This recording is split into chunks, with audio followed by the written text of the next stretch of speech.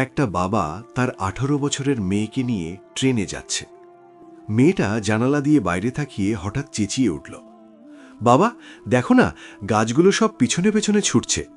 তার গলায় যেন আকাশ ভরা আনন্দ, চোখ দুটো চকচক করছে। কিন্তু পাশের সিটের এক দম্পতি বিরক্ত হয়ে গেল। তারা বাবার দিকে তাকিয়ে বলল, আপনার মেয়ের তো মাথা ঠিক নেই মনে হচ্ছে, এত বড় হয়ে এমন বাচ্চামো করছে, ডাক্তার দেখানো উচিত। আচ্ছা তোমরা বলো তো, আমরা কত সহজে মানুষকে বিচার করে ফেলি। একটু অদ্ভুত আচরণ দেখলেই মনে হয় এ তো পাগল, তাই না?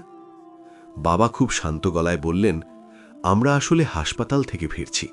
আমার মেয়ে জন্ম থেকেই অন্ধ ছিল, আজই তার চোখের অপারেশন হয়েছে। জীবনে প্রথমবার সে এই পৃথিবী দেখছে, গাছ, আকাশ, রং, সব কিছু। শুনে গা শিরশির করে উঠল না? যেটা আমাদের কাছে সাধারণ, তার কাছে সেটা স্বপ্ন। যেটা আমরা হেলায় দেখি, সেটা তার জন্য আশীর্বাদ। এই গল্পটা আমাদের মনে করিয়ে দেয়, প্রত্যেক মানুষের পেছনে একটা গল্প থাকে। আমরা যা দেখি তার পুরোটা জানি না, তাই না? না জেনে, না বুঝে মন্তব্য করা ঠিক না। আর এটা শুধু গল্পের কথা নয়, আমাদের দিনেও এই কথা আছে।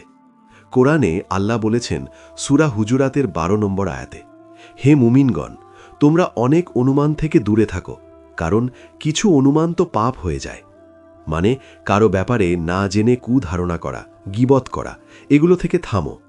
আর রাসূল সাল্লাল্লাহু আলাইহি ওয়াসাল্লাম বলেছেন, যে তার ভাইয়ের সম্মান রক্ষা করে, বিশেষ করে তার অনুপস্থিতিতে, আল্লাহ কিয়ামতের দিন তার মুখকে জাহান্নামের আগুন থেকে বাঁচাবেন।